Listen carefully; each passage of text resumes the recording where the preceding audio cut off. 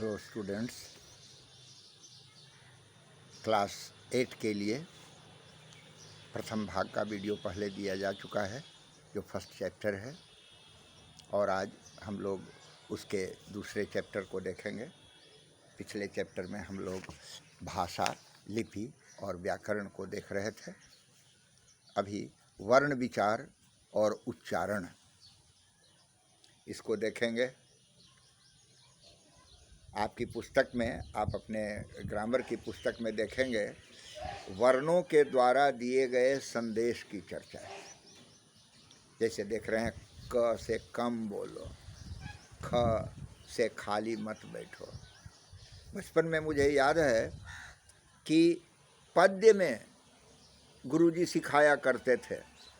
आप देखेंगे, मैं कुछ बताऊंगा कि कदम डाल पर कौआ बैठा।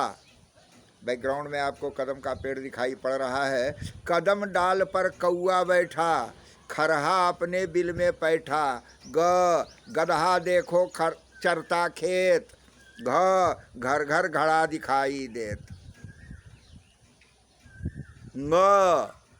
अक्षर की कमर टूटी, चतुर श्याम ने गुल्ली लूटी। छत पर देखो बैठा बाज, जल पर कैसे चले जहाज। है ना, इस प्रकार से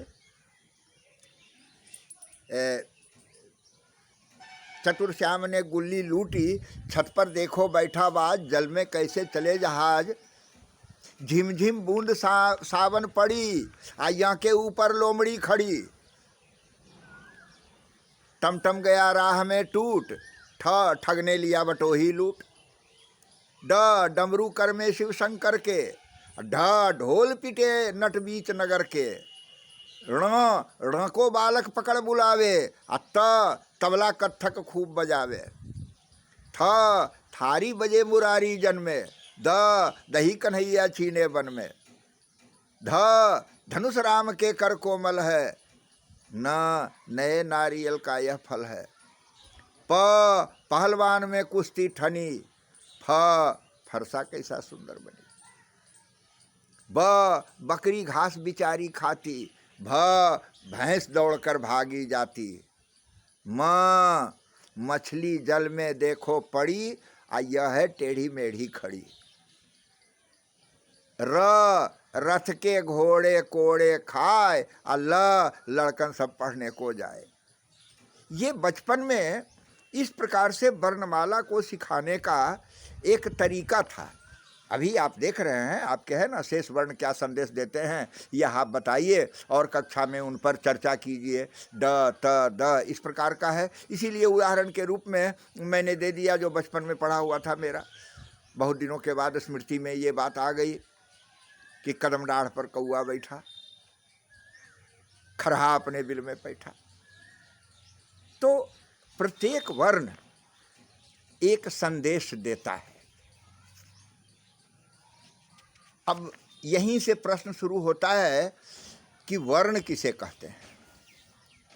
परिभाषा में तो हम यही कहते हैं कि जो हमारे मुंह से निकलता है, जो आवाज़ निकलती है, और उसकी सबसे छोटी इकाई, भाषा की सबसे छोटी इकाई जिसके और खंड नहीं हो सकते, वर्ण कहे जाते हैं।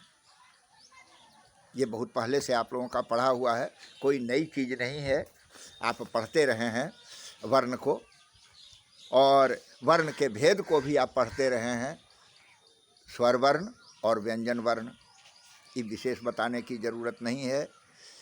जिनका उच्चारण स्वतंत्र रूप से होता है वे स्वर वर्ण कहे जाते हैं, और जिनके उच्चारण के लिए स्वर वर्ण की सहायता ली जाती है वे व्यंजन वर्ण कहे जाते हैं।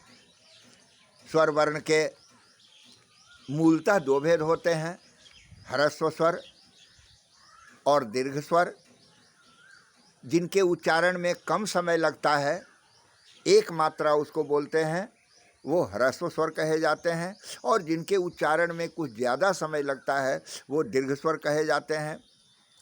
जैसे आप अ बोलते हैं और आ बोलते हैं, दोनों में अंतर है। ह्रस्व ई, दीर्घ ई, ह्रस्व दीर्घ ये 12 होते हैं। ये सारी चीज़ें मैं इसलिए इनकी संक्षेप में चर्चा कर रहा हूँ क्योंकि ये सब आप अच्छी तरह जानते हैं, शुरू से ही क्लास 2-3 से ही आप पढ़ते आ रहे हैं स्वर और व्यंजन। लेकिन एक बार इसकी चर्चा आवश्यक है। तो ह्रस्व स्वर होता है, दीर्घ स्वर होता है और एक प्लुत स्वर भी माना जाता है जिसका आगे चलकर प्रयोग होता है, जिसमें 3 मात्राएं मानी जाती हैं कि 3 मात्राओं का स्वर होता है। और एक विकारी के रूप में इस प्रकार से लिखा हुआ आप देखते होंगे कहीं, जैसे ओम लिखा हुआ होता है तो ओ लिखा हुआ रहता है और उसमें ये विकारी के रूप में ऐसे रहता है और उसके बाद फिर आपको म लिखा हुआ नजर आएगा, तो ये ओम होता है। लेकिन ये प्लुत है, सामान्य रूप से इसका प्रयोग नहीं होता है। फिर अनुस्वार का प्रयोग आप करते रहते हैं, जो ऊपर पर किसी भी वर्ण के ऊपर जो बिंदु दिया जाता है वो अनुस्वार है। उसके बाद एक आनुनासिक वर्ण होता है चंद्र बिंदु, जैसे हंस में और हंस में अंतर है, ये होता है। इन भेदों को आप याद कर लेंगे। फिर एक विसर्ग होता है, जैसे आप बोलते हैं अतः, है ना, दुख, तो दू के बाद 2 बिंदु देते हैं, वो विसर्ग का चिन्ह होता है। कुछ नए प्रयोग में आगत ध्वनि भी होती है, जैसे हम लोग बोलते हैं ना डॉक्टर, तो डॉक्टर हम लोग नहीं बोलते हैं, डा सीधे नहीं बोलते हैं, डॉ डॉ इस प्रकार से उच्चारण करते हैं। तो वो जो और ऊपर पर एक चंद्र नहीं, चंद्र केवल रहता है, बिंदु नहीं रहता है। चंद्र बिंदु, अगर बिंदु भी लग जाएगा तो हो जाएगा डा, लेकिन वैसा नहीं है। डॉ, बॉल हम लोग बोलते हैं, बाल नहीं बोलते हैं, तो बॉल। तो इस प्रकार से जो होता है उसको हम आगत ध्वनि कहते हैं। स्वरों की 12 मात्राएं होती हैं, अ, आ, ह्रस्वई, दीर्घई, री, ह्रस्व, दीर्घ, ए, ऐ, ओ, औ, अंग, अह। अंग वही हुआ अनुस्वार और अह हुआ विसर्ग। और इसको आप लिखते भी हैं, आकार की मात्रा, ए की मात्रा, ऊ की मात्रा। ये आप लोग चूँकि जब से लिखना शुरू किए हैं तब से ये कर रहे हैं, इसलिए इसमें विशेष हम लोग ये नहीं करेंगे। हम लोग केवल ये देख लेंगे, याद कर लेंगे कि किस प्रकार की मात्रा होती है, उसको कैसे लिखा जाता है। कुछ लोग इसको बड़ी मात्रा दीर्घ को कहते हैं, छोटी मात्रा ह्रस्व को कहते हैं। तो इस प्रकार स्वर के ये सारे भेद हुए, ह्रस्व, दीर्घ, प्लुत, आनुनासिक, अनुस्वार और आगत स्वर। इसके उदाहरण भी आपने देखा। और व्यंजन, व्यंजन शब्द मुख्य रूप से हम लोग यही कहते हैं कि बिना स्वर के इसका उच्चारण नहीं किया जा सकता है, या फिर किसी दूसरे वर्ण के साथ मिलकर इनका उच्चारण हो सकता है। व्यंजन का जो मूल रूप होता है वह हलंत लगा हुआ होता है। क और क के नीचे आप एक हल्की सी लाइन डाला हुआ देखते होंगे, वो संयुक्त व्यंजन, वो हलंत कहा जाता है। तो व्यंजन का मूल रूप हलंत होता है। ये 33 इनकी मात्रा मानी गई है। और इस प्रकार से संयुक्त व्यंजन और विकसित व्यंजन 2 रूप में इनको माना गया है कि संयुक्त व्यंजन और विकसित व्यंजन। आप पाएंगे ना कि जैसे जैसे व्याकरण की अलग अलग पुस्तकों में और नई नई पुस्तकों में लोग कुछ कुछ जोड़ते गए हैं नए ढंग से, और मानक हिंदी का रूप आते गया है। पहले उसको हम जिस रूप में पढ़ते थे, अब उसमें थोड़ा सा परिवर्तन होते गया और उसका नामकरण होते गया। जैसे जैसे हमारी हिंदी समृद्ध होते गई, जैसे जैसे इसका मानक रूप विकसित होता गया, हमने इसके पहले वाले भाषा और लिपि वाले पाठ में हमने बताया था कि मानक हिंदी का स्वरूप आया। ये मान लिया गया कि हिंदी में इसका प्रयोग इसी रूप में होना चाहिए। तो मानक हिंदी के आने से ये सारे परिवर्तन हुए हैं। मूल रूप से हम लोग इतना ही जानते थे कि जिन्हें बिना जिन वर्णों का उच्चारण स्वरों की सहायता से किया जाता है वे व्यंजन कहलाते हैं। पूरा कवर्ग आप देख रहे हैं, जैसा हमने सुनाया आपको प्रारंभ में, क, ख, ग, घ, अंग, इस प्रकार से इशारा वर्ण हुआ। और इसके लिए इसके फिर भेद अलग हैं।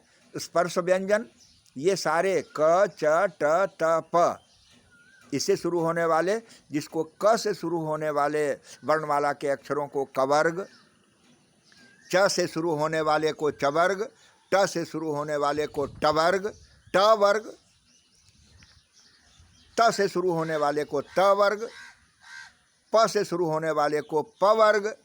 ये 25 अक्षर ये स्पर्श व्यंजन कहे जाते हैं।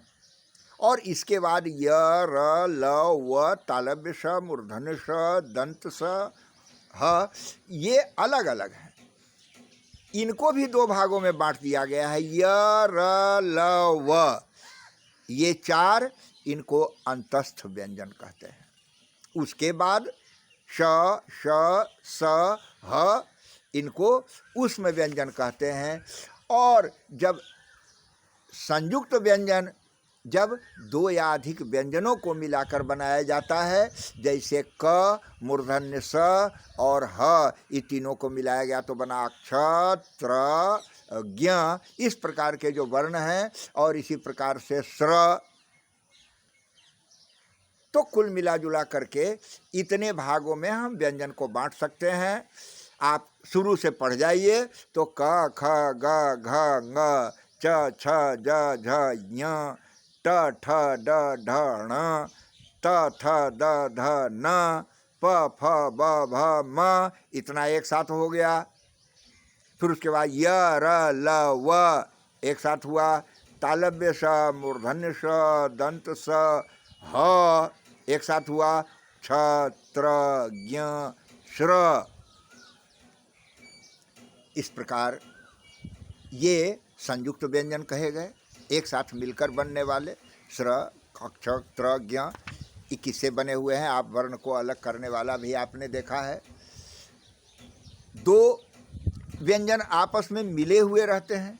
जैसे बच्चा आप लिखते हैं तो ब लिखते हैं और एक आधा च देते हैं, वो मूल व्यंजन का रूप होता है। च हलंत और फिर च और आकार बच्चा।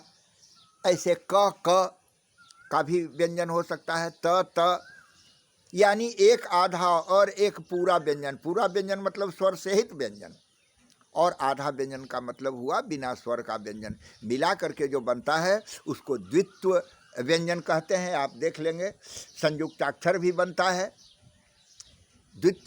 तो द्वित्व व्यंजन में और संयुक्ताक्षर में अंतर यही है कि द्वित्व में एक ही व्यंजन 2 बार आता है, जबकि संयुक्ताक्षर में एक कोई दूसरा व्यंजन हो, एक कोई दूसरा व्यंजन हो। जैसे हम बोलते हैं अंत, त न और त दोनों मिला हुआ है।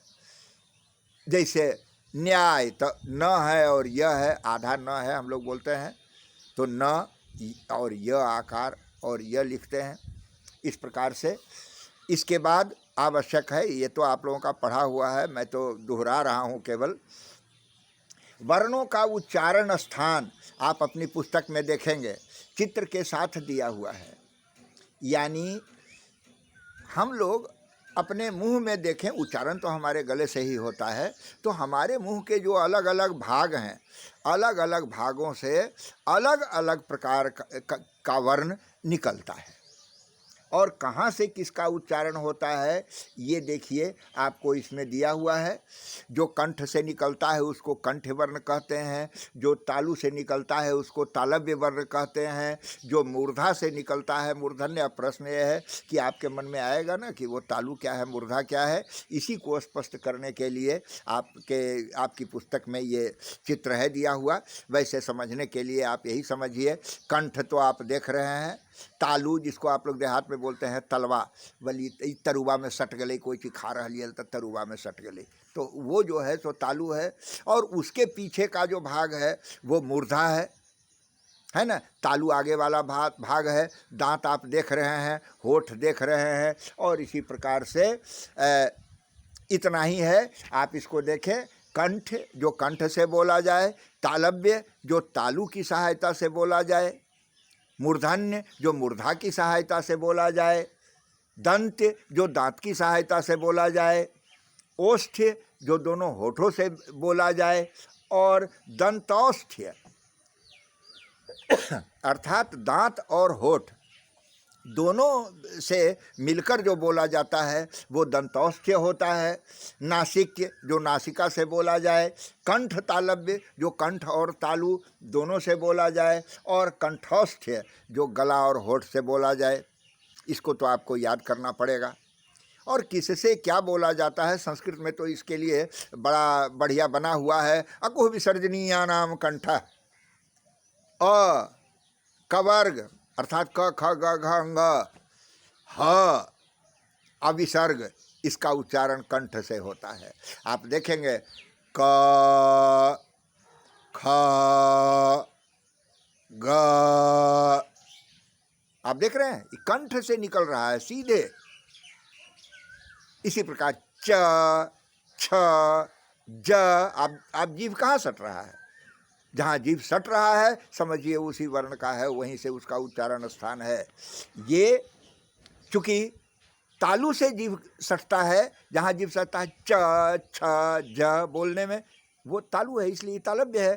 तो आप देख रहे हैं अ आ क ख ग घ अंग और ह, ये कंठ से। ई ईचु यशानाम तालु, ई अच्छा वर्ग, और य और तालव्य स, ये तालु से बोला जाता है। इसको आपको याद कर लेना पड़ेगा। मूर्धा से बोलने वाला री ट ठ ड ढ इसी क्रमशः है। जो दांत और ओठ, जो ओठ से बोला जाए, उपपद्मिया नाम ओष्ठ ऊ, देख रहे हैं ऊ बोलने में हमारे होठों की जरूरत पड़ती है ना। ऊ प फ ब दोनों होठ सट रहे हैं और अलग हो रहे हैं तो उससे प का उच्चारण निकल रहा है। इस प्रकार उपपद्मिया नाम ओष्ठव कहा जाता है, इसलिए उनको ओष्ठ्य वर्ण कहा जाता है। इसको आप देख लेंगे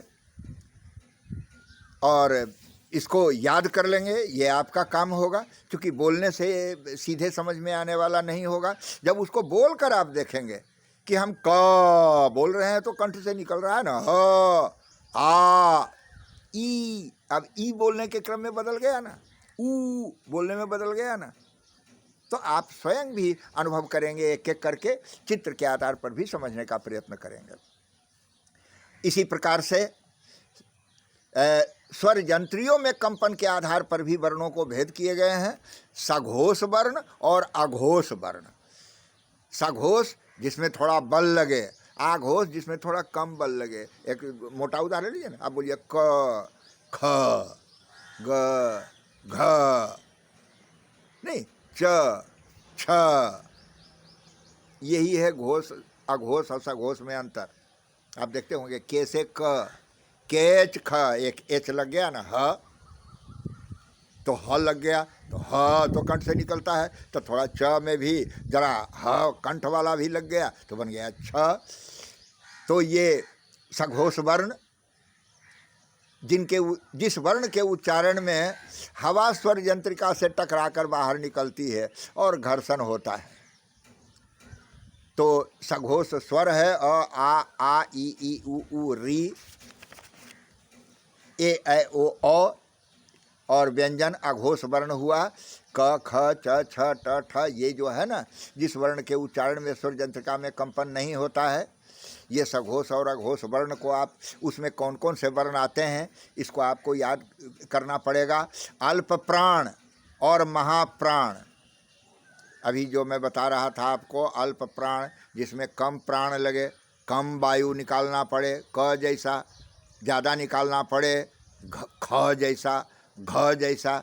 तो प्रत्येक प्रथमाक्षर, तृतीयाक्षर और पंचमाक्षर ये जो होता है वो अल्प प्राण होता है, और द्वितीय अक्षर और चतुर्थ, द्वितीय वर्ण और चतुर्थ वर्ण ये महाप्राण होता है। अल्प प्राण और महाप्राण।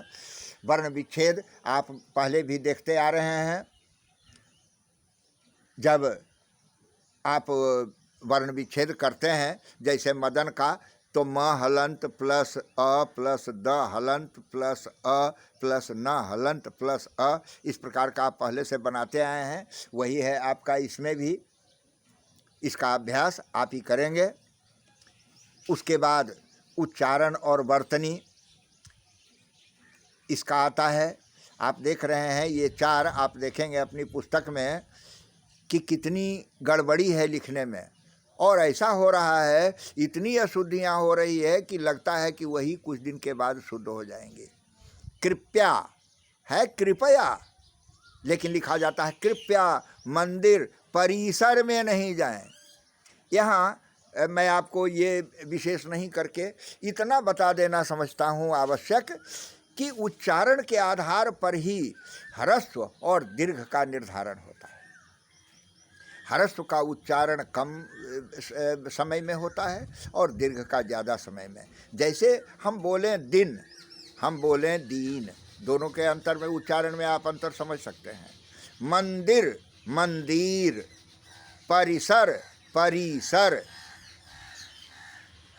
नदी नदी, यही है ह्रस्व और दीर्घ का उच्चारण के आधार पर ही अंतर हो जाता है कि अगर उच्चारण में अधिक समय लग रहा है तो वह दीर्घ हुआ, और कम समय लग रहा है तो वह ह्रस्व हुआ। अब यहाँ देख रहे हैं कहीं तो वर्तनी में अंतर है, तालव्य स के जगह पर मूर्धन्य स की जगह पर तालव्य स लिखा हुआ है, होना चाहिए मूर्धन्य स निषेध में, और लिखे हुए हैं ये। तो इस प्रकार से ये गलतियां होती हैं। अगर हम वर्णों का उच्चारण ठीक से नहीं करें तो अर्थ ही बदल जाता है। दिन, आज का दिन बड़ा शुभ है, तो ये दिन, दिन को कहते हैं, वार को कहते हैं। और यही कहा जाए कि आज का दिन बड़ा सुंदर है, तो ये दिन मतलब होता है गरीब। अब बताइए यहाँ क्या आज का गरीब बहुत सुंदर है, ऐसा तो नहीं लगेगा। तो उच्चारण के भेद से शब्द का अर्थ बदलता है, इसलिए हमें उच्चारण के समय इस बात का ध्यान रखना चाहिए। र का प्रयोग, री का प्रयोग आप देखेंगे इसमें कि ये सारे ढेर सारे पॉइंट्स हैं जिनको कि आपको देखना पड़ेगा। हम जो खड़ी वाला होता है कैसे संयुक्त करते हैं वर्णों को, ग्वाला लिखते हैं तो ग, आधा ग बोलते हैं ना कि आधा ग दो, तो आधा ग दो मतलब पाई खत्म कर दिया। किसी का अगर लटका हुआ है जैसे आधा क दो, तो क लिख कर आधा क करते हैं और आधा छोड़ देते हैं, उसको पूरा लटकाते नहीं हैं। प, इसका मतलब हुआ कि जिसमें पाई पड़ा हुआ रहता है उसका पाई हटा देते हैं, जिसमें रहे पीछे लटका हुआ पाई के बाद उसका आधा रखते हैं, आधा छोड़ देते हैं। इस प्रकार से उसको लिखने का तरीका है। जब ट को हम आधा करेंगे उसमें तो न पाए है न कुछ लटका हुआ है, तो उसमें नीचे हलंत लगाते हैं। आप ट्रक लिखते हैं, र जोड़ते हैं, तो कैसे र जोड़ते हैं, लेकिन क्र वही लिखते हैं तो क लिख कर उसमें एक नीचे पाई लगाते हैं बाईं ओर तरफ, ये क्र हुआ। चूँकि उसमें पाई है, जिसमें पाई नहीं है ट्रक, तो ट्रक में आपको ट्रक के नीचे 2 लगाना पड़ता है। ये सारी चीज़ें हैं जिसको आप देखेंगे। पंचमाक्षर का भी नियम है कि जिसका पंचमाक्षर हो उसी को हम लिखते हैं उसके आगे। जैसे पंक अगर हम लिखना चाहें तो क है तो वहाँ हमको अंग का प्रयोग करके तब लिखना चाहिए, लेकिन अब ये लगभग इस नियम को मानक हिंदी में समाप्त मान लिया गया है और ऊपर अनुस्वार देकर ही हम लोग काम चलाते हैं। फिर भी शुद्ध लिखने के लिए ये आवश्यक है कि जैसे अगर हमको चंचल लिखना है तो च आ रहा है तो उसमें हम य देंगे, पांडव लिखना है तो ड आ रहा है टवर्ग का, तो वहाँ हम टवर्गी न वाला आधा न देंगे। इस प्रकार से और इसी से संबंधित अशुद्धियाँ भी होती हैं, और किस प्रकार की अशुद्धियाँ हो सकती हैं इसका एक लिस्ट है आपके पास। बिना अभ्यास किए हुए और बिना पुनः पुनः पढ़े हुए ये नहीं हो सकेगा। आप सुन रहे हैं, अभी सुनने के साथ बात उड़ जाएगी, मस्तिष्क से बात हट जाएगी। इसलिए इसके लिए आपको आवश्यक है कि आप पूरे को पढ़ें, व्याकरण की पुस्तक में जो है दिया हुआ, और तब इसके अभ्यास को बनाएं। उच्चारण स्थान के आधार पर अलग अलग करके लिखिए। जैसे त, ल, च, प, तो अब त तालव्य है, ये दंत्य है, तो उसको दंत में लिखेंगे, अर्थात अलग अलग करके आप लिखेंगे। वर्ण विच्छेद करना है, श्रृंखला प्रस्थान बौद्धिक, ब जोड़ औ जोड़ द हलंत जोड़ ध, इस प्रकार से करके इसको करना है। आप आराम से इसको कर लेंगे और करने के बाद ये आपका होमवर्क होगा, जिसको आप निश्चित रूप से करके रखेंगे, क्योंकि जब स्कूल खुलेगा हम लोग फिर जब मिलेंगे तो आपसे शिक्षक मांगेंगे और आप इसको अवश्य बना कर लाएंगे। इस प्रकार आपका जो दूसरा चैप्टर था वो दूसरा पाठ समाप्त होता है, जिसमें हम लोगों ने वर्ण और वर्ण उनके उच्चारण स्थान के विषय में देखा। आप लोग अवश्य समूचे का, क्योंकि समूचे को वीडियो में बताना संभव नहीं है एक एक अक्षर करके, आपको पढ़ने के लिए भी कुछ ज़रूरत होगी। और याद रखिए, स्वाध्याय के बिना कभी संपूर्ण पढ़ाई नहीं हो सकती है, अतः आप स्वाध्याय पर अवश्य ध्यान देंगे। और ये आपका दूसरा पाठ ये समाप्त हुआ। धन्यवाद।